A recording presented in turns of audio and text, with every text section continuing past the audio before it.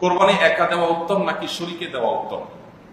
কোরবানি অবশ্যই ভাগে না দিয়ে একাকি দেওয়া উত্তম, এতে কোনো সন্দেহ নাই। আপনি একটা গরুর 7 ভাগের 1 ভাগ দিলেন, এটার চাইতে আপনি একটা ছাগল কোরবানি দিলেন, এই দ্বিতীয় অপশনটা অবশ্যই উত্তম, এতে কোনো সন্দেহ নাই।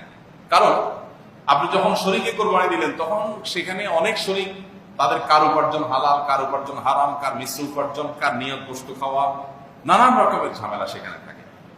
আর আপনি যখন একা একা দিলেন তখন সেই ঝামেলাটা আর থাকে না। তো এই জন্য একাকি কোরবানি দিলে সেটা অধিকতর উত্তম হয়। আমরা সাধারণত গরু কোরবানি না দিলে আমাদের দিলটা শান্তি হয় না। এই দিলটা শান্তি হয় না কি আল্লাহর জন্য, আল্লাহ রাস্তা বেশি টাকা খরচ করার নিয়তে? সেটাই যদি হয় তাহলে অন্য খাতে তার ক্ষেত্রে কেন এত আগ্রহ দেখা যায় না? তো এই জন্য আসলে আমাদের নিয়তটাকে পরিশুদ্ধ করা দরকার যে আমরা কেন কোরবানি দিচ্ছি। অতএব কোরবানি আপনি একা একা দিতে পারলে সেটা উত্তম। হ্যাঁ, শরীরকে জিনিসটা